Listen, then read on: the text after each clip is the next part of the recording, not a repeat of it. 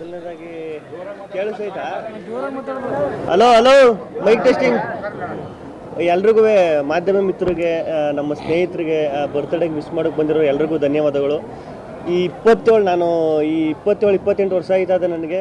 ಯಾವತ್ತೂ birthday celebrate ಮಾಡ್ಕೊಂಡಿರಲ್ಲ. Cake ಎಲ್ಲ cut ಮಾಡಿ ಒಂದು ದಿನ ಬರ್ತ್ಡೇ ಸೆಲೆಬ್ರೇಟ್ ಆಯ್ತದೆ, ಅದು ಮಾಡ್ಕೊತೀನಿ. ಅದು ಈ ಥರ ಇಷ್ಟೊಂದು ಗ್ರ್ಯಾಂಡಾಗಿ ಮಾಡ್ಕೊತೀನಿ ಅಂತ ನನಗೂ ಗೊತ್ತಿರಲ್ಲ ನಿಜವಾಗ್ಲೂ.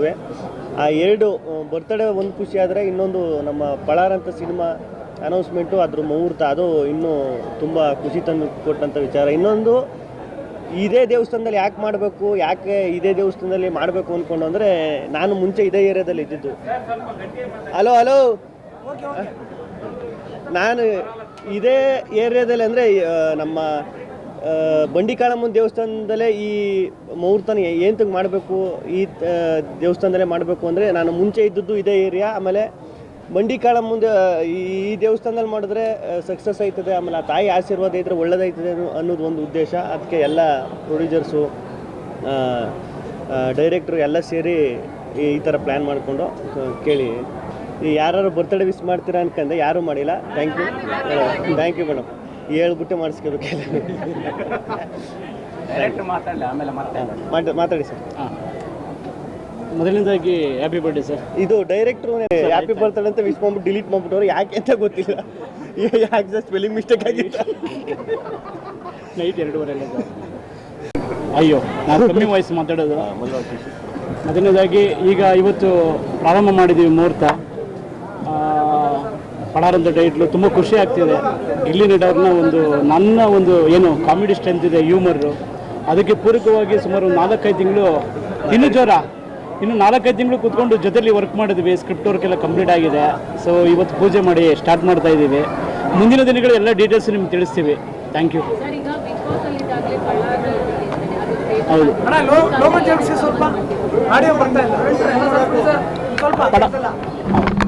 ಅಂದರೆ ನಮ್ಮ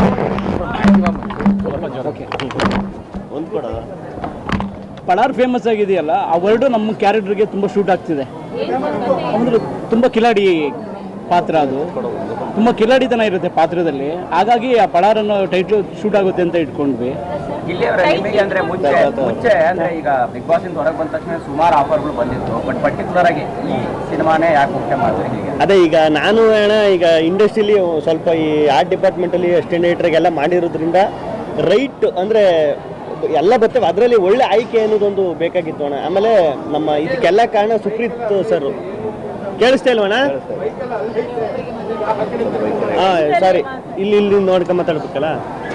ಅದೇ ಈಗ ನಾನು ಇಂಡಸ್ಟ್ರಿಯಲ್ಲಿ ಒಂದು ಆರ್ಟ್ ಡಿಪಾರ್ಟ್ಮೆಂಟು, ಅಸಿಸ್ಟೆಂಟ್ ಡೈರೆಕ್ಟ್ರು ಅಲ್ಲಿಂದ ಮಾಡ್ಕೊಂಬಂದಿರೋದ್ರಿಂದ ಒಂದು ರೈಟ್ ಸಿನಿಮಾ ಯಾವುದು, ರೈಟ್ ಈಗ ತುಂಬ ಆಫರ್ಗಳು, ತುಂಬ ಅವಕಾಶಗಳು ಬರ್ತವೆ, ಅದರಲ್ಲಿ ಬೆಸ್ಟ್ ಯಾವುದು ಅಂತ ನೋಡಬೇಕಾಗಿತ್ತು. ಆಮೇಲೆ ಇದಕ್ಕೆಲ್ಲ ಮೇಯ್ನ್ ಕಾರಣ ಸುಪ್ರೀತ್ ಸರ್ ಅಂತ. ಸುಪ್ರೀತ್ ಸರ್ ನಿಮಗೆಲ್ಲ ಗೊತ್ತಿರ್ತದೆ. ಅವರು ಮುಂಚೆಯಿಂದನೂ ಪರಿಚಯ, ಮುಂಚೆಯಿಂದನೂ ಅದು ಮಾತುಕತೆ ನಡೀತಾನೆ ಇತ್ತು. ಬಿಗ್ ಬಾಸಿಂದ ಬಂದ ಮೇಲೆ ಅದು ಫೈನಲ್ ಆಗಿ ಈ ಥರ ಒಂದು ಮಾಡುವ ಅಂತ ಚಂದ್ರಮೋಹನ್ ಸರ್, ಆಮೇಲೆ ಮುಂಚೆಯಿಂದನೇ ಇವ್ರು ಸಿನಿಮಾ ಬಾಂಬೆ ಮಿಠಾಯಿ ಅಂತ ಸಿನಿಮಾ ಡೈರೆಕ್ಷನ್ ಮಾಡಿದ್ರಲ್ಲ, ನಾನು ಕಾಲೇಜಲ್ಲಿ ಇದ್ದಾಗ ನೋಡಿದ್ದೆ, ಅದು ಫಸ್ಟ್ ಇಯರ್ಲಿದ್ದೆ ಆ ಸಿನಿಮಾ. ಇವ್ರು ಮೀಟ್ ಮಾಡಿದಾಗ ಫಸ್ಟ್ ಅದೇ ಹೇಳಿದೆ, ಸರ್ ತುಂಬ ಇಷ್ಟ ಸರ್ ಆ ಸಿನಿಮಾ, ಕಾಲೇಜಲ್ಲಿ ಇದ್ದಾಗ ನೋಡಿದೆ ಅಂತ. ಅದೇ ಈಗ ನಾನು ಏನೇ ಆದ್ರೂ ಈ ಆರ್ಟಿಸ್ಟು ಅಂತ ಬಂದಾಗ, ಸಿನಿಮಾ ಅಂತ ಬಂದಾಗ, ಈಗ ನಾನು ಏನೇ ರಿಯಾಲಿಟಿ ಶೋ ಮಾಡಿದ್ರು, ಏನೇ ಮಾಡಿದ್ರು, ಸಿನಿಮಾ ಅಂತ ಬಂದಾಗ ನನಗೆ ಅಷ್ಟೇ ಹೊಸ ಹೆಜ್ಜೆನೇ ಇದು. ಹಂಗಾಗಿ ಈಗ ನಾನು ಈಗ ಡೈರೆಕ್ಟ್ರು, ಪ್ರೊಡ್ಯೂಸರು ಎಲ್ಲ ಹೊಸಬ್ರೇ ಆಗ್ಬಿಟ್ರೆ ಅದೊಂದು ಭಯ ಇರ್ತದೆ ಎಲ್ಲ. ಹಂಗಾಗಿ ಈಗ ಪ್ರೊಡ್ಯೂಸರ್, ಈಗ ಹರೀಶ್ ಸರು, ನವೀನ್ ಸರು, ಇವ್ರು ಇಂಡಸ್ಟ್ರಿ ಒಂದು 20-25 ವರ್ಷ ಇರೋದ್ರಿಂದ ಇವ್ರಿಗೂ ಇಂಡಸ್ಟ್ರಿ ಏನು ಅಂತ ಗೊತ್ತು, ಸಿನಿಮಾ ಹೆಂಗೆ ತಗೋಬೇಕು, ಹೆಂಗೆ ಮಾಡಬೇಕು ಅಂತ ಇವ್ರಿಗೂ ಒಂದು ಉತ್ಸಾಹ ಐತೆ. ಆಮೇಲೆ ಡೈರೆಕ್ಟ್ರು 4-5 ಸಿನಿಮಾ ಮಾಡೋರು, ಅವರು ಒಂದು 20-25 ವರ್ಷದಿಂದ ಇವರು ಟ್ರಾವೆಲ್ ಮಾಡಿರೋದ್ರಿಂದ ನನಗೆ ಅನುಕೂಲ ಆಯಿತು. ನನಗೆ ಕರೆಕ್ಟು ಇವ್ರ ಹತ್ರ ಮಾಡ್ಬೋದು, ಯಾಕಂದರೆ ಎಲ್ಲ ಅನುಭವಸ್ಥರೇ ಆಗಿರೋದ್ರಿಂದ ನನ್ನಂಥ ಹೊಸಬನಿಗೆ ಸೂಕ್ತವಾಗಿರೋ ಕತೆ, ಸೂಕ್ತವಾಗಿರೋ ಪ್ರೊಡ್ಯೂಸರು, ಸೂಕ್ತವಾಗಿರೋ ನಿರ್ದೇಶಕರು ಅಂತ ನನಗೆ ಅನಿಸ್ತು. ಪಳಾರ್ ಅಂದ್ರೆ ಒಬ್ಬ ಲೀಡರ್ ಆಗ ಕೊಟ್ಟಿದ್ದಾರೆ ಅಂದ್ರೆ, ಯಾಕಂದ್ರೆ ಅಲ್ಲಿ ಒಳಚರಂಡಿ ಪರಿಶೀಲನೆ, ಶೌಚಾಲಯಕ್ಕೆ ಬುದ್ಧಿ ಪೂಜೆ, ಈ ತರ ಗ್ರಾಮಸ್ಥರಿಗೆ ಇಂಗ್ಲಿಷ್ ಕ್ಲಾಸ್, ಈ ತರದ್ದೆಲ್ಲ ಹೇಳಕೊಟ್ಟಿದ್ದಾರೆ. ಅದೇ ಸರ್, ಈಗ ಪಳಾರ್ ಅಂದರೆ ಈಗ ನಾವು ಹಳ್ಳಿ ಕಡೆಯಲ್ಲ, ನಮ್ಮ ಊರ ಕಡೆ ಎಲ್ಲ ಮಾತಾಡ್ತೀವಿ. ಈಗ ಏನಾದ್ರು ಕಿಲಾಡಿ ಆ ಥರ, ಈಗ ಪಳಾರ್ ನನ್ನ ಮಗ ಗುರು, ಅವನು ಪಳಾರ್ ನನ್ನ ಮಗ ಅಂತ ಮಾತಾಡ್ತೀವಲ್ಲ, ಆ ಥರ ಈ ಪಳಾರ್ ಅಂದರೆ ಈ ಕಿಲಾಡಿ ನನ್ನ ಮಗ, ಇವನು ಈ ಎರಡರ ಮಧ್ಯೆ ಇರ್ತದೆ ನೋಡಿ, ಕಳ್ಳ ನನ್ನ ಮಗ, ಕಿಲಾಡಿ ನನ್ನ ಮಗ, ಈ ಥರ ಇರ್ತದೆ. ಅದು ಯಾವಾಗಲೂ ನಾ ಬೇರೆ ಬೇರೆ ಏನೇನೋ ಟೈಟ್ಲ್ ಎಲ್ಲ ಯೋಚನೆ ಮಾಡ್ತಾನೆ ಇದ್ದ. ನನಗೆ ಅವರು ಪಾಪ ಒಬ್ರು ಫೋಟೋ ಫ್ರೇಮ್ ಕೊಟ್ಟಿದ್ರು, ಅವ್ರು ಯಾರು ಅಂತ ನನಗೆ ಸರಿಯಾಗಿ ನೆನಪೈತಿಲ್ಲ, ಅವ್ರಿಗೆ ಥ್ಯಾಂಕ್ಸ್ ಹೇಳ್ತೀನಿ. ಅದು ಫೋಟೋ ಫ್ರೇಮಲ್ಲಿ ಪಳಾರ್ ಅಂತ ಅವರು ಡ್ರಾಯಿಂಗ್ ಎಲ್ಲ ಬಿಡಿಸ್ಬಿಟ್ಟು ಪಳಾರ್ ಅಂತ ಗಿಲ್ಲಿ ಅಂತ ಅಲ್ಲಿ ಬರೆದಿದ್ರು. ಅದು ವಾಲಲ್ಲಿ ಇಕ್ಕಂದಿದ್ದೀವಿ ನಮ್ಮ ಆಫೀಸಲ್ಲಿ. ಹಿಂಗೆ ನೋಡ್ಬೇಕಾದ್ರೆ ಯೋಚನೆ ಮಾಡ್ತಾ ಇರ್ಬೇಕಾದ್ರೆ ಅಲ್ಲೇ ಟೈಟ್ಲ್ ಇತ್ತಲ್ಲ, ಇದನ್ನೇ ಯಾಕೆ ಟ್ರೈ ಮಾಡಬಾರ್ದು ಪಳಾರ ಅಂತ ಅಂದ್ಬಿಟ್ಟು ಅದು ಎಲ್ಲ ಈಗ ಜನ ಆಲ್ರೆಡಿ ಸ್ಟಾರ್ಟ್ ಮಾಡ್ಬಿಟ್ಟವ್ರು. ಈಗ ನಮ್ಮ ತುಂಬ ದೊಡ್ಡ ಥ್ಯಾಂಕ್ಸ್ ಯಾರಿಗೆ ಹೇಳಬೇಕು ಅಂದರೆ ಮಾಧ್ಯಮ ಮಿತ್ರರಿಗೆ, ಆಮೇಲೆ ನನ್ನ ಗಿಲ್ಲಿ ಪ್ಯಾನ್ ಪೇಜು, ಗಿವಿಯ ಪ್ಯಾನ್ ಪೇಜ್ ಅಂತ ಏನು ಮಾಡ್ತಾರೆ ಅವ್ರಿಗೆ ಅವರೇ ಇದೆಲ್ಲನೂ ಕೊಟ್ಬಿಟ್ರು. ಟೈಟ್ಲು, ಲುಕ್ ಹೆಂಗಿರಬೇಕು, ಕತೆ, ಅದು ಎಕ್ಸ್ಪೆಕ್ಟೇಷನ್ ತಕ್ಕಂತಲೇ ಆಯಿತು. ಆಮೇಲೆ ನಾನು ಹೀರೋ ಅಂದ್ಬಿಟ್ಟು ಏನು ಫುಲ್ಲು ಈ ಮಾಸು ಆ ಥರನೂ ಅಲ್ಲ. ನನ್ನ ಕ್ಯಾರೆಕ್ಟರ್ಗೆ ಈಗ ನಾನು ಹೆಂಗಿರ್ತೀನಿ ನನಗೆ ಸೂಕ್ತವಾಗಿ ಇದು ಮಾಡ್ಬೋದು ಅಂತ ಅನಿಸಿದ್ದು. ಆಮೇಲೆ ನನಗೇನು ಬೇಕು, ನಾನು ಏನು ಮಾಡಿದ್ರೆ ಜನ ಇಷ್ಟು ದಿನ ಜನ ನೋಡ್ಕೊ ಬಂದವ್ರೆ, ನಾನು ಏನು ಮಾಡಿದ್ರೆ ಅದನ್ನು ತಗೋತಾರಂತ ಡೈರೆಕ್ಟರ್ ತುಂಬ ಚೆನ್ನಾಗಿ ಗೊತ್ತಾಯಿತು. ಅದು ಹೇಳ್ದಾಗಲೇ ಅದು ಕನೆಕ್ಟ್ ಮಾಡ್ಕೊಬಿಟ್ಟೆ, ನಾನು ಮಾಡ್ಬೋದು, ಇದು ನನಗೆ ಸೂಕ್ತವಾಗೈತೆ ಇದು ಪಾತ್ರ.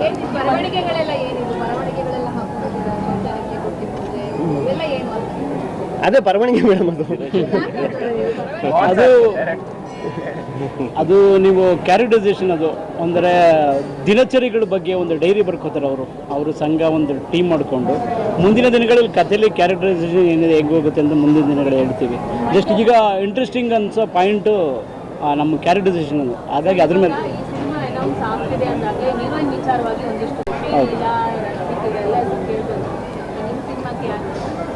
ಈಗ ಮುಂದಿನ ದಿನಗಳಲ್ಲಿ ಹೇಳ್ತೀವಿ. ಈಗ ಫೈನಲ್ ಮಾಡಿ ಅದು ಹೇಳಿ ಸರ್, ನನಗೇನು ಗೊತ್ತು ಯಾರು ಅಂತ. ಅದು ಬೈ ಮಿಸ್ ಆಗಿ ಇದಾಗಿರೋದು ಮೇಡಮ್. ಫೋಟೋ ಇತ್ತಲ್ಲ, ಯಾರು ಡಿಲೀಟ್ ಮಾಡಿದ್ರು, ಅದನ್ನು ಡಿಲೀಟ್ ಮಾಡ್ಬಿಟ್ವಿ. ನಿಮಗೆ ಯಾರು ಹೀರೋಯಿನ್ ಆಗ್ಬೇಕಂತ ಇಷ್ಟ ಇದೆ? ಇಲ್ಲ ಡೈರೆಕ್ಟ್ರು ಯಾರು ಪಾತ್ರಕ್ಕೆ ಯಾರು ಮಾಡ್ತಾರೋ, ನನಗೆ ಯಾರಾಗಬೇಕು ಅಂತ ಹೇಳಿದ್ರೆ ಈಗ ನಾನು ಹೇಳ್ದವ್ರೆಲ್ಲ ಮಾಡಿ ಕರೆದ, ಇವರು ಪ್ರೊಡ್ಯೂಸರ್ ಕರ್ಕೊಬರು ಕರೆದವ್ರ. ನೀವು ನನ್ನ ಮನಸ್ಸಲ್ಲಿ ಯಾರಿಲ್ಲ ಮೇಡಮ್. ಯಾರು ಪ್ರೊಡ್ಯೂಸರು ಸ್ವಲ್ಪ ಸಣ್ಣ ಯಾರು ಇವರು ಮಾಡಿದ್ರೆ ಕರೆಕ್ಟಾಗಿರ್ತದೆ ಅಂತ ಅನ್ಸುತ್ತೆ. ಈಗ ಆಲ್ರೆಡಿ ವರ್ಕ್ಶಾಪ್ ಸ್ಟಾರ್ಟ್ ಆಗಿದೆ ಮೇಡಮ್, ವರ್ಕ್ ಮಾಡ್ತಾ ಇದ್ದೀವಿ. ಅದು ಹೊಸಬ್ರೆ. ಆಮೇಲೆ ಹೀರೋಯಿನ್ ಮೇಡಮ್ ಈಗ ಏನಂದ್ರೆ ಮೇಡಮ್, ಈಗ ನಿಮ್ಮ ನೋಡಿ, ಈಗ ನಿಮಗೆ ಆ ಕ್ಯೂರಿಯಾಸಿಟಿ ಐತೆ ಯಾರು ಹೀರೋಯಿನು ಅಂತ, ಅದು ಹಂಗೆ ಉಳಿಸ್ಕೊಂಡು ಕರೆಕ್ಟ್ ಟೈಮ್ಗೆ ಸೂಕ್ತವಾದ ಸಮಯದಲ್ಲಿ ರಿವೀಲ್ ಮಾಡುವ ಅಂತ. ಈಗ 24th ಸ್ಟಾರ್ಟ್ ಸರ್. ಜೊತೆಗೆ ನಮ್ಮ ಶೋಭರಾಜ್ ಸರ್ ಇದ್ದಾರೆ, ಆಮೇಲೆ ಪುಷ್ಪರಾಜ್ ಅಂತ ಭಾವ ಬಂದರು ಪಾತ್ರ ಮಾಡಿದಾರಲ್ಲ ಅವರು, ಸೂಪ್ರಮ್ಸು ಪುಷ್ಪರಾಜ್ ಅಂತ. ಸೊ ಈ ಥರ ನಡೀತಾ ಇದೆ. ಮುಂದಿನ ದಿನಗಳಲ್ಲಿ ಇನ್ನೂ ತಿಳಿಸ್ತೀವಿ ಸರ್, ಇನ್ನೂ ಇಂಟ್ರೆಸ್ಟಿಂಗ್ ಕ್ಯಾರೆಕ್ಟರ್ಗಳೆಲ್ಲ ಇದೆ.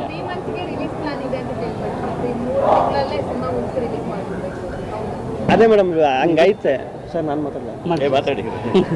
ಅದೇ ಮೇಡಮ್ ಹಂಗೈತೆ, ಆದಷ್ಟು ಬೇಗನೆ ಮಾಡಬೇಕು ಅಂದರೆ ಎಲ್ಲ ರೆಡಿ ಆಗ್ಬಿಟ್ಟೈತೆ. ಈಗ ನಾವು ಒಂದು 3-4 ತಿಂಗಳಿಂದ ಸ್ಕ್ರಿಪ್ಟ್ ವರ್ಕು ಇದೆಲ್ಲ ಮಾಡ್ಕೊಂಡಿರೋದ್ರಿಂದ, ಆಮೇಲೆ ಇದು CG ವರ್ಕು ಆ ಥರ ಏನಿಲ್ಲ ಮೇಡಮ್. ಪಕ್ಕ ಹಳ್ಳಿ, ಪಕ್ಕ ನಮ್ಮ ಮಂಡ್ಯ, ಮೈಸೂರು ಈ ಭಾಗದಲ್ಲೇ ನಡೆಯುವಂಥ ಕತೆ. ಆಮೇಲೆ ಅಂಥ ವರ್ಕು CG ವರ್ಕು ಆ ಥರ ಏನಿಲ್ಲ. ಶೂಟಿಂಗ್ ಮಾಡಿ ಪೋಸ್ಟ್ ಪ್ರೊಡಕ್ಷನ್ ಏನೈತೆ ಅದು ಮಾಡಿ ರಿಲೀಸ್ ಮಾಡೋ ಪ್ಲ್ಯಾನೇ ಇರೋದು. ಗೊತ್ತಿಲ್ಲ ಮೇಡಮ್ ಹೆಂಗೈತೆ ಅಂತ. ಈಗ ಮಳೆ, ಈಗ ನಾವು ಏನೇ ಅನ್ಕೊಂಡ್ರು ಗೊತ್ತಿಲ್ಲ ಏನಾಯ್ತದೆ ಅಂತಲ್ಲ ಮೇಡಮ್. ಒಟ್ಟಿನಲ್ಲಿ ಒಂದು ಪರ್ಟಿಕ್ಯುಲರ್ ಆಗಿ ಗಿಲ್ಲಿ ಅವ್ರ ಸಂಭಾವನೆ ವಿಚಾರವಾಗಿ ಬಹಳ ಚರ್ಚೆ ಆಗ್ತಾ ಇದೆ. 1 ಕೋಟಿ ಸಂಭಾವನೆ ಪಡೆದಿದ್ದೀರಿ, ಅದ್ರ ಬಗ್ಗೆ ಕ್ಲಾರಿಟಿ ಕೊಡೋದು. ಅದೇ ಟವಲ್ ಹಾಕೊಂಡು ಮಾತಾಡ್ತೀವಿ. ಅದು ಜಗ್ಗಿ ಬಾ ಟವಲ್ ಹಾಕ್ತಾರೆ.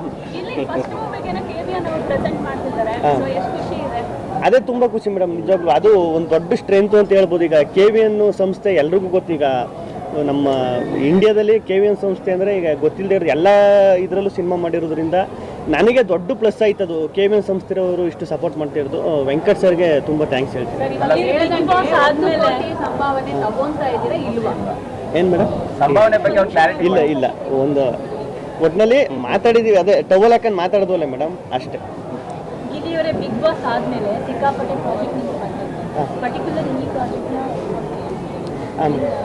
ಅದೇ ಹೇಳಿದ್ನಲ್ಲ ಮೇಡಮ್. ಈಗ ನಮ್ಮ ಕ್ಯಾಮ್ರಾಮನ್ ಸರ್ ಚಂದ್ರಶೇಖರ್ ಸರ್ ಅಂತ, ಮೋಸ್ಟ್ಲಿ ಪಕ್ಕ ಪರಿಚಯ ಇರಲ್ಲ, ಬಟ್ ಸೂಪ್ರಮ್ಸು ಅಂತ ಸಿನಿಮಾ ಬಂತಲ್ಲ ಮೇಡಮ್, ತುಂಬ ಹಿಟ್ಟಾಯ್ತಲ್ಲ ಆ ಕ್ಯಾಮ್ರಾಮನ್. ಆಮೇಲೆ ಇವ್ರಿಗೂ ನನಗೂ ನಂಟು ಹೆಂಗೆ ಅಂದರೆ, ಯುವರತ್ನ ಸಿನಿಮಾದಲ್ಲೂ ವರ್ಕ್ ಮಾಡೋರೆ ಸರ್. ನಾನು ಯುವರತ್ನ ಸಿನಿಮಾದಲ್ಲಿ ಆರ್ಟ್ ಡಿಪಾರ್ಟ್ಮೆಂಟು. ನಾನು ಬಂದಾಗ ಫಸ್ಟ್ ಆಫೀಸಿಗೆ ಬಂದಾಗ ಸರ್ ಎಲ್ಲೋ ನೋಡೋನಿಲ್ಲ ಅಂತ ನಾನು, ನಮ್ಮ ಸೋಮಣ್ಣ ಮಾಚೆ ಸರ್ ಇದ್ರು ಗೊತ್ತಾ, ಸೇಮ್ ಅವ್ರ ಥರನೇ ಅವರು ಒಂಚೂರು. ನಾನು ಮೋಸ್ಟ್ಲಿ ಅದಕ್ಕೆ ಹಂಗೆ ಅನ್ನಿಸ್ತಾ ಇರ್ಬೋದೇನೋ, ಅವ್ರು ನೋಡಿದ್ದೀನಲ್ಲ ಅದಕ್ಕೆ ಹಂಗೆ ಅನ್ನಿಸ್ತಾ ಇರ್ಬೋದೇನೋ ಅಂದ್ಬಿಟ್ಟು ಫೋಟೋ ಎಲ್ಲ ತೋರಿಸ್ದೆ. ಆಮೇಲೆ ಹಿಂಗೆ ಮಾತಾಡ್ತಾ ಇರ್ಬೇಕಾದ್ರೆ ಸರ್ರು ಈ ಫ್ಲೋಲಿ ಹಿಂಗೆ ಮಾತಾಡ್ತಾ ಇರ್ಬೇಕಾದ್ರೆ ಹೇಳಿದ್ರೆ ಲೊಕೇಶನ್ ಎಲ್ಲ ಪ್ಲ್ಯಾನ್ ಮಾಡ್ತಾ ಇರ್ಬೇಕಾದ್ರೆ ಇಲ್ಲ ಸರ್ ಯುವರತ್ನ ಸಿನಿಮಾ ಮಾಡ್ತಿದ್ದೆ ಸೆಟ್ ಕೆಲಸ ಮಾಡ್ತಿದ್ದೆ ನಾನು ಅಲ್ಲೊಂದು ಲೊಕೇಶನ್ ಐತೆ ನೋಡುವ ಅಂತ ಮಾತಾಡ್ಬೇಕಾದ್ರೆ ಇವರು ಸರ್ರು ನೀವು ಮಾಡಿದ್ದೀರಾ ಅದ್ರಲ್ಲಿ ವರ್ಕ್? ಹ್ಞೂ ಸರ್ ನಾನು ಆರ್ಟ್ ಡಿಪಾರ್ಟ್ಮೆಂಟಲ್ಲಿ ಕೆಲಸ ಮಾಡ್ತಿದ್ದೆ ಅಂದಾಗ ನಾನು ಅದ್ರಲ್ಲಿ ವರ್ಕ್ ಮಾಡಿದ್ದೆ. ಆಮೇಲೆ ಫೋಟೋ ಎಲ್ಲ ನೋಡಿದ್ಮೇಲೆ ಗೊತ್ತಾಯಿತು ನಾವಿಬ್ಬರು ನಮಗೆ ಗೊತ್ತಿಲ್ದಂಗೆ ಸಿನಿಮಾದಲ್ಲಿ ವರ್ಕ್ ಮಾಡಿದ್ದೀವಿ ಅಂತ. ಈಗ ಡೈರೆಕ್ಟರ್ ಏನ್ ಗೊತ್ತಾ, ಇವ್ರಿಬ್ರು ಜೋಡಿ ಬಿಗ್ ಬಾಸ್ ಅಲ್ಲಿ ಕಾವ್ಯ ಮತ್ತೆ ಇವ್ರ ಜೋಡಿ ತುಂಬಾ ಹಿಟ್ ಆಯ್ತು, ಅವ್ರನ್ನ ಹೀರೋಯಿನ್ ಮಾಡ್ಕೋಬಹುದಿತ್ತಲ್ವಾ ಅಂತ. ಅದೇ ಮೇಡಮ್ ಸರಿ ಆಪ್ಷನ್ ಇದೆಯಾ, ನೀವು ಹೇಳಿ. ಸಾಧ್ಯತೆ ಇದೆಯಾ ಸರ್? ಅದೇ ಫೋಟೋ ಶೂಟ್ ಆಗಿರೋದು ಇದೆ ಸರ್ ನೀವು ಫೋಟೋಶೂಟ್ ಕಾವ್ಯ ಮತ್ತೆ ಗಿಲ್ಲಿ ಜನ ಇಷ್ಟಪಟ್ಟಿದ್ದೆ ಈ ಜೋಡಿನ, ಇವಾಗ್ಲೂ ಅದು ಕ್ವಶನ್ ಆಗೇ ಇರಲಿ ಮೇಡಮ್, ಮುಂದಿನ ದಿನಗಳಲ್ಲಿ ಆನ್ಸರ್ ಮಾಡ್ತೀವಿ ಅದಕ್ಕೆಲ್ಲ. ಹೀರೋಯಿನ್ ಕಾವ್ಯ ಅಂತಾನೆ. ಆ ಥರ ಹೇಳೋಕ್ಕಾಗಲ್ಲ, ನೀವು ಅದನ್ನು ಏನು ಹೊರಗಡೆ ಎಲ್ಲೋ ತರಬೇಡಿ, ಬೇರೆ ಮುಂದಿನ ದಿನಗಳಲ್ಲಿ ತಿಳಿಸ್ತೀವಿ, ಒಂದು ವಾರದಲ್ಲೇ ತಿಳಿಸ್ತೀವಿ. ಅದರ ಅರ್ಥ ಕಾವ್ಯ ಅಂತ ಇಲ್ಲ ಮೇಡಮ್ ಇಲ್ಲ ಇಲ್ಲ ಇಲ್ಲ ಅದೇ ಅದು ಹಂಗೆ ಇರಲಿ ಅಂತ. ಕಾವ್ಯ ಮೇಡಮ್ ಅಂತೂ ಇರಲ್ಲ, ಅದು ಹಂಗೆ ಇರಲಿ ಆ ಸಸ್ಪೆನ್ಸು ಇದು. ಇಲ್ಲಿ ಈಗ ಶರಣ್ ಅವರಾಗಿರ್ಬೋದು ಅಥವಾ ಚಿಕ್ಕಯ್ಯ ಆಕ್ಟ್ ಮಾಡಿ ಅದು ಕಾಮಿಡಿ ಅಂತ ಆದ್ಮೇಲೆ ಅವರು ಹೀರೋಗಳಾಗಿದ್ದಾರೆ. ಅಂದ್ರೆ ಈಗ ನೀವು ಕಾಮಿಡಿ ಸ್ಟಾರ್ ಆಗಿ ಆಕ್ಟ್ ಮಾಡಿದ್ರು ಕೂಡ ಸಡನ್ ಆಗಿ ಅಂದ್ರೆ ಬೇಗನೆ ಸಿಕ್ಕಿದೆ ನಿಮಗೆ ಹೀರೋ ಆಗುವಂತಹ ಒಂದು ಅವಕಾಶ. ಸೊ ಇದ್ರ ಬಗ್ಗೆ ಎಷ್ಟು ಖುಷಿ ಇದೆ? ಈಗ ಅದು ಖುಷಿಗಿಂತ ಜಾಸ್ತಿ ಭಯನೇ ಮೇಡಮ್. ಆಮೇಲೆ ನಾನು ಮುಂಚೆನೇ ಹೇಳ್ದಂಗೆ ಪಕ್ಕ ಇದು ಹೀರೋ ಆ ಥರನೂ ಅಲ್ಲ ಮೇಡಮ್. ಇದು ಈಗ ನಾನು ಈಗ ಕಾಮಿಡಿಯನ್ನೇ ಆಗಿದ್ರು ನನ್ನ ಪಾತ್ರ ಸಿನಿಮಾದಲ್ಲಿ ಒಬ್ಬ ಡೈರೆಕ್ಟ್ರು ಒಂದು ಕಾಮಿಡಿ ಪಾತ್ರಕ್ಕೆ ನಾನು ಯಾವ ಥರ ಇದು ಮಾಡ್ತಿದ್ರು ಸೇಮ್ ಅದೇ ಥರ ಕ್ಯಾರೆಕ್ಟರ್ ಇರೋದು. ಆಮೇಲೆ ಒಡಿಬಡಿ ನಾನು ಹೇಳಿದ್ನಲ್ಲ ಆ ಥರ ನಾನು ಅಲ್ಲದೆ ಇರೋದೇನೋ ತೋರ್ಸೋಕ್ಕೂ ಹೋಯ್ತಾ ಇಲ್ಲ ಈ ಸಿನಿಮಾದಲ್ಲಿ. ನಾನು ಶೋ ರಿಯಾಲಿಟಿ ಶೋಗಳಲ್ಲಾಗಿರ್ಬೋದು, ನಾನು ಮಾಡಿರೋ ಒಂದು ಚಿಕ್ಕ ಪುಟ್ಟ ಪಾತ್ರಗಳು ಸಿನಿಮಾದಲ್ಲಾಗಿರ್ಬೋದು, ಅಲ್ಲಿ ಏನು ಕ್ಯಾರೆಕ್ಟ್ರು ಅಲ್ಲೇನಿತ್ತು ಅದೇ ಸ್ವಲ್ಪ ಜಾಸ್ತಿ ಇರ್ತದೆ ಅಷ್ಟೇ. ಇಲ್ಲಿ ಹಂಗಂದ್ಬಿಟ್ಟು ಎಕ್ಸ್ಪೆರಿಮೆಂಟು ಏನು ಮಾಡೋಕೆ ಹೋಯ್ತಿಲ್ಲ. ಇಲ್ಲಿ ನಿಮ್ಮನ್ನ ನೋಡಿದಾಗ ಒಂದಿಷ್ಟು ಕಾಮಿಡಿ ಲುಕ್ ಅಥವಾ ನೀವು ಮಾಡ್ಕೊಂಡು ಬಂದಿರೋದು ಅದೇ ತರ ಡೈಲಾಗ್ಗಳನ್ನೆಲ್ಲ, ಬಟ್ ಈ ಲುಕ್ ನೋಡಿದ್ರೆ ಸ್ವಲ್ಪ ನೀವು ಸೀರಿಯಸ್ ಆಗಿ ಮಾಡ್ತಿರೋ ತರ ಇದೆ. ಹಂಗಿದ್ರೆ ಜಾಸ್ತಿ ಸೀರಿಯಸ್ ಆಗಿದೆಯಾ, ಸೀರಿಯಸ್ನೆಸ್ ಜಾಸ್ತಿ ಇದೆಯಾ ಅಥವಾ ಕಾಮಿಡಿ ಜಾಸ್ತಿ ಇದೆ? ಇಲ್ಲ ಸೀರಿಯಸ್ನೆಸ್ ಅದೇ ಹೇಳಿದ್ನಲ್ಲ ಮೇಡಮ್. ನಾನು ನೋಡಿದ್ರೆ ಯಾರು ಸೀರಿಯಸ್ಸು ನಾನು ಸೀರಿಯಸ್ಸು ಅಂತ ಹೇಳಿದ್ರೆ ಸೀರಿಯಸ್ ಆಗಿ ಎಲ್ಲರೂ ನಕ್ಬಿಡ್ತಾರೆ. ಅಲ್ಲ ನಾನು ಸೀರಿಯಸ್ ಆಗಿ ಅವನೇ ಅಂದರು ಅಂದರೆ ಈಗ ನೀವು ಆ ಫೇಸ್ ಮಾತ್ರ ಸೀರಿಯಸ್. ಅಲ್ಲೆಲ್ಲ ಓದ್ಬೇಕಾದ್ರೆ ನಿಮಗೆ ಅನ್ನಿಸ್ತು ನೋಡಿ, ಈಗ ಆ ಒಳಚರಣೆ ಅದೆಲ್ಲ ನಾನು ಸೀರಿಯಸ್ ಆಗಿ ಇರ್ತೀನಿ, ಬಟ್ ನನ್ನ ಸುತ್ತ ತಮಾಷೆಗೆ ಫನ್ನಾಗಿ ನಡೀತಾ ಇರ್ತದೆ ಕತೆ ಆ ಥರ. ನಾನು ಕೂತ್ಕೊಂಡು ಅಂದರೆ ಡಿಸ್ಕಸ್ ಮಾಡ್ಕೊಂಡು ಓದ್ಕೊಂಡಿದ್ದೆ. ಈಗ ಅಯೋಗ್ಯ ಮತ್ತೆ ಈ ಸಿನಿಮಾಗಳೆಲ್ಲ ಬಂದಿದೆಯಲ್ಲ, ಅದಕ್ಕಿಂತ ಹೇಗೆ ಡಿಫ್ರೆಂಟ್? ಅವರು ಕೂಡ ಮಂಡ್ಯ ಅಧ್ಯಕ್ಷ ಮತ್ತೆ ಅಯೋಗ್ಯ. ಹಾಂ ಸರ್ ಹಾಂ ಸರ್ ಹಾಂ ಸರ್ ಹಾಂ ಸರ್ ಹಾಂ ಸರ್ ನೀವು ಹೇಗೆ ಇದನ್ನು ವಿಭಿನ್ನವಾಗಿ? ಅದೇ ಈಗ ನಾನು ಮುಂಚೆನೇ ಹೇಳಿದ್ನಲ್ಲ ಸರ್, ವಿಭಿನ್ನ ಅನ್ನೋದಕ್ಕಿಂತ ಹೆಚ್ಚಾಗಿ ನಾನು ಈಗ ಡಿಸ್ಕಸ್ ಮಾಡಿ ಎಲ್ಲ ಮಾಡಿರೋದ್ರಿಂದ ಡೈರೆಕ್ಟ್ ಒಂದು 3 ವರ್ಷದಿಂದ ಈ ಕತೆ ಮಾಡಿಕೊಂಡು 3-4 ವರ್ಷ ಆಗಿದೆ ಡೈರೆಕ್ಟ್ರು ಮಾಡಿಕೊಂಡು. ವಿಭಿನ್ನ ಅನ್ನೋದಕ್ಕಿಂತ ಅದೇ ಎಂಟರ್ಟೈನ್ಮೆಂಟು ಸರ್. ಈಗ ಎಲ್ಲ ಬರೋದು ಅದಕ್ಕೆ ಅಲ್ವಾ, ಎಂಟರ್ಟೈನ್ಮೆಂಟ್ ಪರ್ಪಸ್ಗೆ ಅಲ್ವಾ ಎಲ್ಲ ನೋಡೋದು. ಈಗ ರಿಯಾಲಿಟಿ ಶೋ ಆಗಿರ್ಬೋದು, ಸಿನಿಮಾ ಆಗಿರ್ಬೋದು, ಅದೇ ಥರ ಇರ್ತದೆ. ವಿಭಿನ್ನ ಅನ್ನೋದಕ್ಕಿಂತ ಒಂದು ಎಂಟರ್ಟೈನ್ಮೆಂಟ್ ಪರ್ಪಸ್ ಎಲ್ಲ ಮಾಡಿರೋದು. ಈಗ ಒಂದು ಇಲ್ಲ ಮೇಡಮ್, ಅದೇ ನಾನು ಮುಂಚೆನೇ ಹೇಳಿದ್ನಲ್ಲ ಮೇಡಮ್, ಪಳ ಅಂದ್ರೆ ಟೈಟ್ಲು ಈಗ ರೀಸೆಂಟಾಗಿ ಒಂಚೂರು ನೀರು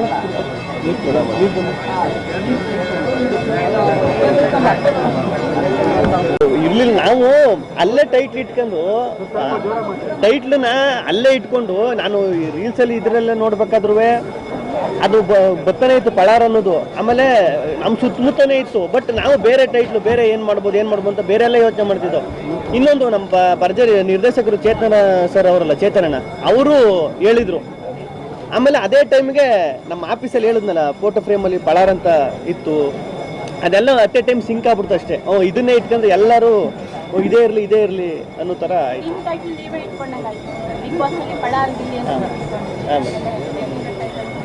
ಅದೇ ಮೇಡಮ್, ಈಗ ಜನನೂ ಆಸೆ ಪಡೋದು ಅದೇ ಮೇಡಮ್. ಈಗ ನಾನು ಅಲ್ದೇ ಇರೋದು ಏನು ಎಕ್ಸ್ಪೆರಿಮೆಂಟ್ ಮಾಡ್ತೀನಿ. ಈಗ ಪಳಾರ್ ಅಂತ ಟೈಟ್ಲು ಬೇಗ ರೀಚ್ ಆಯ್ತದ ಅಂತಲೂ ಅನ್ನಿಸ್ತು. ಈಗ ನೀವು ಹೇಳಿದ್ರಲ್ಲ ಬಿಗ್ ಬಾಸ್ ಅಲ್ಲಿ ಅದೇ ಟೈಟ್ಲ್ ಇಟ್ಕೊಂಡಿದ್ರಲ್ಲ, ಅದು ಇನ್ನೂ ತುಂಬ ಚೆನ್ನಾಗಿ ರೀಚ್ ಆಗೋಕ್ಕೆ ಹೆಲ್ಪ್ ಆಯ್ತೈತೆ ಅಂತ.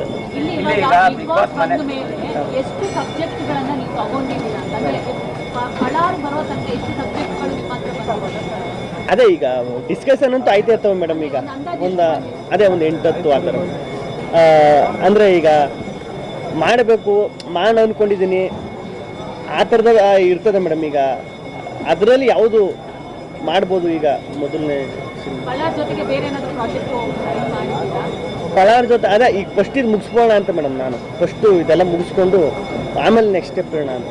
ನಿರ್ದೇಶಕನಾಗಬೇಕು ಅಂತ ಇಲ್ಲಿ ಈಗ ನಟನಾಗಿ ಬರ್ತಿದ್ದೀರಾ, ಸೊ ಡೈರೆಕ್ಷನ್ ಫೀಲ್ಡಲ್ಲೂ ಕೂಡ ಏನಾದ್ರು ವರ್ಕ್ ಮಾಡ್ತೀರಾ, ಡೈರೆಕ್ಟರ್ ಜೊತೆಗೂ ಕೂಡ ಏನಾದ್ರು ಇನ್ವಾಲ್ವ್ ಆಗ್ತೀರಾ ಅಂತ? ಅದೇ ಮೇಡಮ್, ಈಗ ಮುಂಚೆ ಸ್ಕ್ರಿಪ್ಟು ವರ್ಕು, ಈಗ ಡೈಲಾಗು ಅಂತ ಕೂತ್ಕೊಂಡಾಗ ಆಗಿರ್ಬೋದು, ಮುಂಚೆ ಒಂದು 3 ತಿಂಗಳು ಆಫೀಸ್ ಆಗ್ತಾಗ ಒಂದು 3 ತಿಂಗಳಾಯಿತು, 3 ತಿಂಗಳಿಂದನೂ ಜೊತೆಗೆ ಇದ್ದೀವಿ. ಈಗ ಜೊತೆಗೆ ವರ್ಕು ಎಲ್ಲ ಜೊತೆಗೆ ಡಿಸ್ಕಷನ್ ಮಾಡ್ಕೊಂಡು, ಆಮೇಲೆ ಡೈರೆಕ್ಟ್ರದ್ದು ಒಂದು ಪ್ಲಸ್ ಏನಂದರೆ ಅವರು ಈಗ 4-5 ಸಿನಿಮಾ ಮಾಡಿ ಏನೇ ಸೀನಿಯರ್ ಆದ್ರೂ ಏನೇ ಹೇಳಿದ್ರು ತಗೋತಾರೆ, ಅದೊಂದು ಖುಷಿ.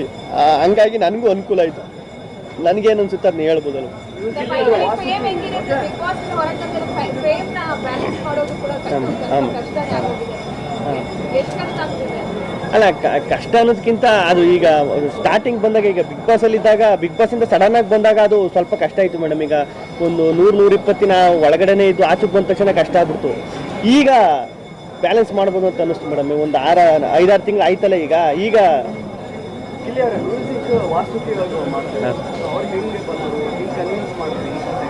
ಈಗ ವಾಸಿಕು ವೈಭವ್ ಸರ್ ಬಂದು ನಮ್ಮ ಹಳ್ಳಿ ಸಬ್ಜೆಕ್ಟ್, ಈಗ ಟಗರಪಲ್ಯ ಅಂತ ಒಂದು ಮೂವಿ ಮಾಡಿದ್ರು, ಆಮೇಲೆ ಬಡವರ ಹಾಸ್ಕಲ್ ಅಂತ ಮಾಡಿದ್ರು. ಈ ಕತೆಗೆ ಸೂಕ್ತವಾಗಿ ಅವರು ಏನು ಬೇಕಾದನ್ನು ಕೊಡ್ತಾರೆ ಅಂತ ಅನ್ನಿಸ್ತು. ಅದ ಡಿಸ್ಕಸ್ ಮಾಡಿ ಸ್ಕ್ರಿಪ್ಟೆಲ್ಲ ಡಿಸ್ಕಸ್ ಮಾಡಿದ್ವಿ. ಅದು ಇನ್ವಾಲ್ವ್ ಆಗಿದ್ದಾರೆ. ತುಂಬ ಒಂದು 4 ಸಾಂಗ್ ಇರುತ್ತೆ, ಒಂದು ಬಿಟ್ಟಿರುತ್ತೆ. 4 ಸಾಂಗು ಒಂದು ಬಿಟ್ಟಿರುತ್ತೆ. ಸರ್ ಇವರು ಬಳ್ಳಾರು, ಹಿಂದೆ ಇರೋರು 5 ಸ್ಟಾರ.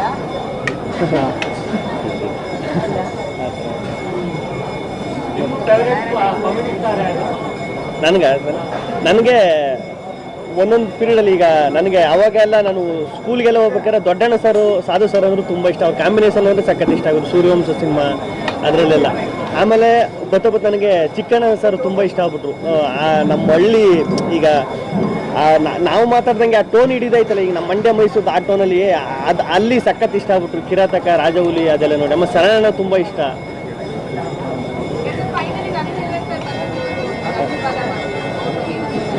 ಅದು ನಿಜವಾಗ್ಲೂ ನನ್ನ ಅದೃಷ್ಟ ಅಂತ ಹೇಳ್ಬೋದು ಮೇಡಮ್. ಈಗ ರವಿ ಸರ್ ಬಂದಿದ್ದು, ರವಿ ಸರು ಭರ್ಜರಿ ಬೇಕರು ಅಂತ ಶೋ ಮಾಡೋದು, ಅದಕ್ಕೆ ರವಿ ಸರ್ ಜಡ್ದಾಗಿ. ಆಮೇಲೆ ರವಿ ಸರ್ ಅಲ್ಲೂ ಹೇಳೋರು, ಈಗ ಶೋ ಮಾಡ್ತಾಯಿದ್ರಿ ಸರಿ ಕಣೋ, ಮಾಡ್ತಾನೆ ಇದ್ರು, ನೆಕ್ಸ್ಟ್ ಏನು ಅದನ್ನು ಮಾಡಿ, ನೆಕ್ಸ್ಟ್ ಏನು ಮಾಡಬೇಕು ಮಾಡಿ, ಸಿನಿಮಾ ಮಾಡಿರಿ ಅಂತ ಎಲ್ರಿಗೂ ಹೇಳೋರು ಅಲ್ಲಿ. ಅದು ಎಲ್ಲೋ ಓ ಹೌದಲ್ವಾ ಅಂತ ಅಲ್ಲೂ ಅನಿಸೋದು. ಆಮೇಲೆ ರವಿ ಸರೇ ಏನಕ್ಕೆ ಅಂದರೆ ಅವ್ರು ಒಂಥರ ಲಕ್ಕಿ ಹ್ಯಾಂಡು ರವಿ ಸರ್ದು. ಅವರು ಕೈಲಿ ಬಂದು, ಆಮೇಲೆ ಅದು ಅಷ್ಟು ಟ್ರಾವೆಲ್ ಮಾಡಿದ್ದು ರವಿ ಸರ್ ಒಂದು 40-45 ವರ್ಷ. ಅವ್ರ ಆಶೀರ್ವಾದ ಇದ್ದರೆ ಇನ್ನೂ ಚೆನ್ನಾಗಿರ್ತದೆ ಅಂತ. ಅದೇ ಇದು ಆದಮೇಲೆ ನೆಕ್ಸ್ಟು ಈಗ ಸದ್ಯಕ್ಕೆ ಇದೆ ಪಳಾರು ಏನೈತೆ ಸರ್ ನಮಸ್ತೆ. ನೀವೇನು ಕೇಳಲಿಲ್ಲ ಅಂತ.